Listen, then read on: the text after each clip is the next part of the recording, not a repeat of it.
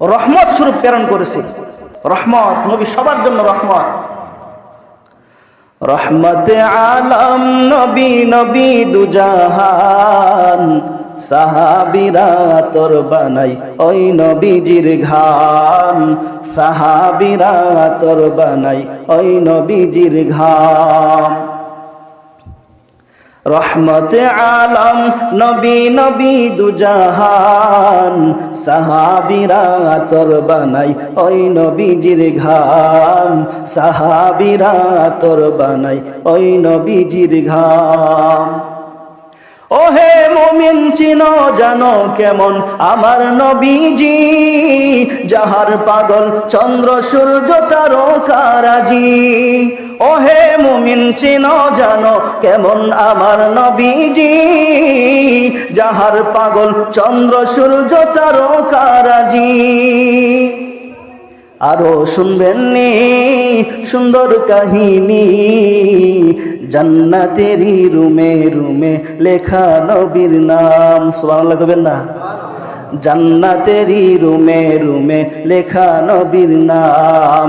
রহমতে আলম নবী, নবী দুজাহান, সাহাবীরা তোর বানাই ওই নবীজির ঘাম, সাহাবীরা তোর বানাই ওই নবীজির ঘাম। উস্তনে হান্নানা ছিল একটি খেজুর গাছের নাম, যাকে ধরে খুতবা দিতেন রাসূল আকরাম। উস্তনে হান্নানা ছিল একটি খেজুর গাছের নাম, যাকে ধরে খুতবা দিতেন রাসূল আকরাম। গাছ নবীর বিরহে কাঁদিতে রহে, গাছ নবীর বিরহে কাঁদিতে রহে। আশ্চর্য হইল সব সাহাবাই কেরাম, আশ্চর্য হইল সব সাহাবাই কেরাম। রহমতে আলম নবী, নবী দুজাহান, সাহাবীরা তোর বানাই ওই নবীজির ঘাম। রাসূল যেই কাঠের উপর বসে খুতবা দিতেন, একটা কাঠ ছিল, একটা কাঠ খেজুর কাঠ, খেজুর গাছের কাণ্ড। ওই খেজুর গাছের কাণ্ডের মধ্যে বসে রাসূল খুতবা দিতেন। একবার মিম্বর বানানো হলো যে রাসূল আর কাঠের মধ্যে বসে খুতবা দিবেন না, মিম্বরের মধ্যে বসে খুতবা দিবেন। যখন মিম্বরের মধ্যে রাসূল বসলেন, ওই যে খেজুর গাছের কাণ্ডটা ফুপিয়ে ফুপিয়ে কাঁদতেছে। খেজুর গাছের একটা কাণ্ড যেটার মধ্যে বসে আমার আপনার নবী খুতবা দিতেন, সে কাঁদতেছে। যে নবী আমার উপরে বসে আমাকে ধরে খুতবা দিতেন, সে নবী আমার কাছ থেকে দূরে সরে গেছে। তার ভিতরে বিরহের জ্বালা, বিরহ বেদনা সে সহ্য করতে পারতেছে না, সে কান্না আরম্ভ করলো। রাসূলের মহাব্বত একটা খেজুর গাছের ভিতর, একটা খেজুর গাছের কাণ্ডের ভিতরে রাসূলের এত মহাব্বত, আমার আপনার ভিতরে রাসূলের মহাব্বত নাই। আল্লাহ তাআলা বলেন, লাকাদ কানা লাকুম ফি রাসূলিল্লাহি উসওয়াতুন হাসানাহ, তোমাদের জন্য রাসূল সাল্লাল্লাহু আলাইহি ওয়াসাল্লামের মধ্যে রয়েছে উত্তম আদর্শ। সে আদর্শ আমরা মানতে রাজি না। আমরা মানি কার আদর্শ? নেইমার, মেসি, ম্যারাডোনা, এরকম বিধর্মীদের আদর্শ আমরা মেনে চলি, তাদেরকে আমরা মডেল বানাই। অথচ মডেল কে? আমার আপনার মডেল কে হবে? বিশ্বনবী মুস্তাফা সাল্লাল্লাহু আলাইহি ওয়াসাল্লাম। নবীর জন্য তারা কত কত কান্নাকাটি করছেন, কত ভাবে তারা কষ্ট করছেন এই রাসূল সাল্লাল্লাহু আলাইহি ওয়াসাল্লামের জন্য। সাহাবায়ে কেরাম জীবন পর্যন্ত দিয়ে দিয়েছেন। একটি সাপ ঘরে সুরের ভিতর 100 বছর পর্যন্ত অপেক্ষা করছে রাসূল সাল্লাল্লাহু আলাইহি ওয়াসাল্লাম। একজন জ্যোতিষী বলছিল যে এই গুহার ভিতরে রাসূল অবস্থান করবেন। যখন মক্কা থেকে মদিনায় হিজরত করবেন, ওই সময় রাস্তায় এখানে অবস্থান করবেন।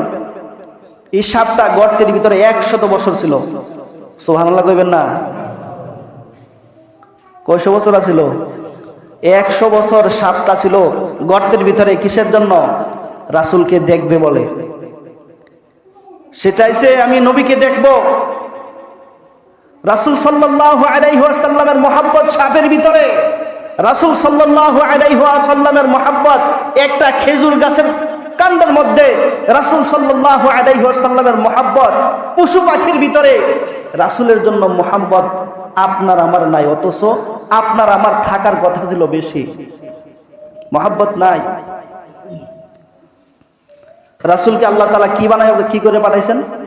রহমত স্বরূপ পাঠাইছেন। রহমত স্বরূপ বানায়া আল্লাহ তাআলা দুনিয়ার মধ্যে পাঠাইছেন।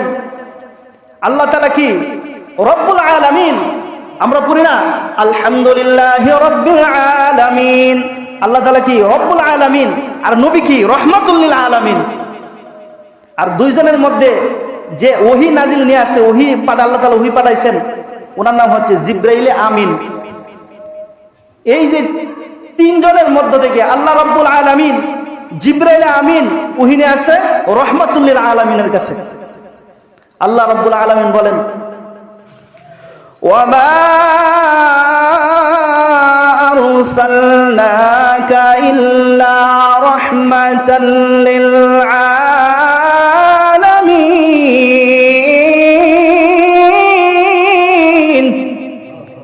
আল্লাহ রাব্বুল আলামিন বলেন, ওয়ামা আরসালনাকা ইল্লা রাহমাতাল লিল আলামিন, আমি আমার নবীকে দুনিয়ার মধ্যে কি বানায় পাঠাইছি? হযরত আয়েশা রাদিয়াল্লাহু তাআলা আনহা ডাক দিয়া কয়, আমার নবী যখন ঘামতেন, শরীর থেকে যখন ঘাম মুবারক বেয়ে বেয়ে পড়তো, তখন আমি শিশি বোতল ভরে রাখতাম। এলাকার মধ্যে যখন কোনো ফাংশন হইতো, কোনো অনুষ্ঠান হইতো, এলাকার মহিলারা আমার কাছে যখন কোনো সুগন্ধি চাইতো, তখন আমি আমার নবীর গা মুবারক তাদেরকে দিয়া দিতাম। সুবহানাল্লাহ।